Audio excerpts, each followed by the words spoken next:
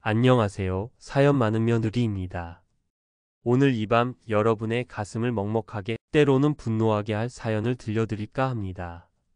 저는 결혼한 지 8년 차 6살 아이를 둔 평범한 주부입니다.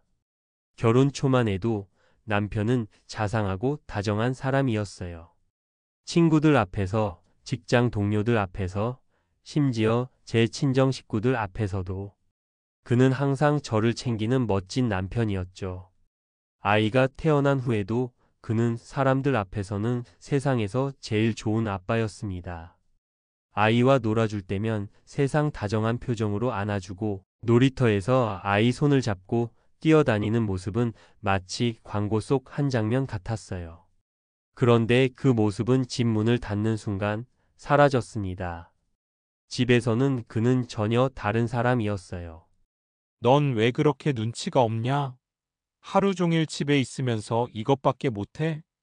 내가 좀만 똑똑했어도 내가 이렇게 고생하지는 않았을 텐데. 말끝마다 저를 무시하고 제 의견은 단 한 번도 존중하지 않았습니다. 심지어 아이 앞에서도 은근히 저를 깎아내렸어요. 엄마는 운전도 못하잖아, 그치? 엄마는 숫자에 약해서 가계부도 못 써. 처음에는 웃어 넘기려 했어요. 아이에게 상처가 될까봐. 하지만 시간이 지날수록 저도 모르게 표정이 굳어가고 목소리가 작아졌습니다. 미안하다는 말만 되풀이하고 있었어요. 자존감은 바닥으로 떨어지고 저는 하루 종일 내가 정말 무능한 사람일까? 라는 생각에 사로잡혔죠.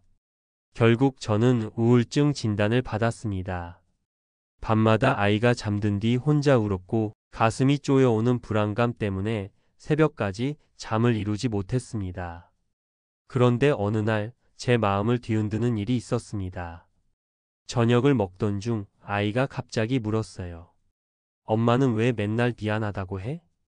그 순간 제 심장이 철렁 내려앉았습니다. 저는 언제부터인가 미안해라는 말을 입버릇처럼 하고 있었던 거예요.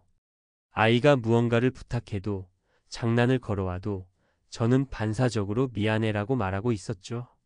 그 말을 들은 순간 깨달았습니다. 내가 이렇게 살면 아이도 나처럼 자신감 없는 어른이 될 수 있다는 걸. 그리고 남편이 하는 행동이 단순한 투정이 아니라 감정 가스라이팅이라는 걸 알게 됐습니다. 저는 변하기로 결심했습니다. 처음에는 심리상담 센터를 찾았습니다. 상담사는 제 이야기를 차분히 들어주며 말했죠. 당신 잘못이 아니에요. 지금까지 무너진 건 능력이 아니라 자존감입니다. 그 말이 제 마음 깊숙이 파고들었습니다.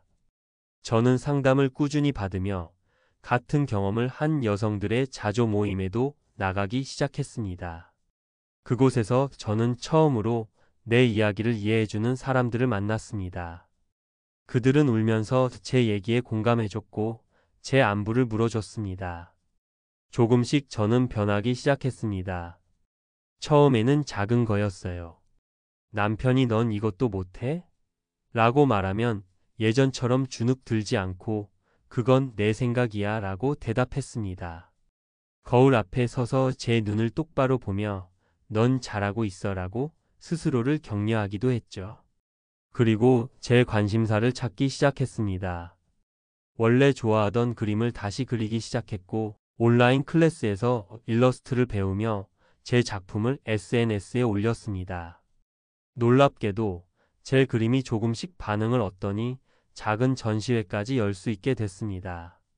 그 무렵 남편의 태도가 조금씩 바뀌었습니다. 저를 무시하던 말투가 줄었고 제 활동에 신경을 쓰는 척하기 시작했죠. 하지만 저는 알았습니다. 그가 진심으로 변한 게 아니라 제가 더 이상 그의 컨트롤에 들어오지 않는다는 걸 느꼈기 때문이라는 걸. 그리고 결정적인 날이 왔습니다. 제 첫 전시회 오프닝에 아이와 친정엄마, 그리고 제 자조 모임 친구들이 함께 와줬어요. 남편도 억지로 따라왔지만 그날 그는 아무 말도 못했습니다. 많은 사람들이 제 그림을 칭찬했고 제가 작가로서 소개되는 순간 남편의 얼굴은 굳어 있었습니다. 행사가 끝난 후 남편은 불쑥 말했습니다. 그래도 집안일은 내가 계속 할 거지? 일한다고 집안일은 나 몰라라 하는 건 아니지? 저는 미소 지으며 대답했죠. 이제부터는 집안일도 반반 나눠서 해. 나도 이제 일을 하잖아. 그게 싫으면 이혼해야지. 어쩌겠어. 그리고 아이 앞에서 나를 무시하는 말은 그만하길 바래. 그날 이후 저는 더 이상 남편에게 휘둘리지 않았습니다. 이제 제 삶의 중심은 남편이 아니라 저 자신과 아이였습니다. 저는 매일 거울 앞에서 웃으며 다짐합니다. 다시는 누군가의 말에 나를 의심하지 않을 거야. 오늘 사연 많은 며느리는 여기까지입니다. 여러분의 이야기는 계속됩니다. 편안한 밤 되세요. 그리고 구독과 좋아요 잊지 마시고요. 알람 설정은 사랑입니다.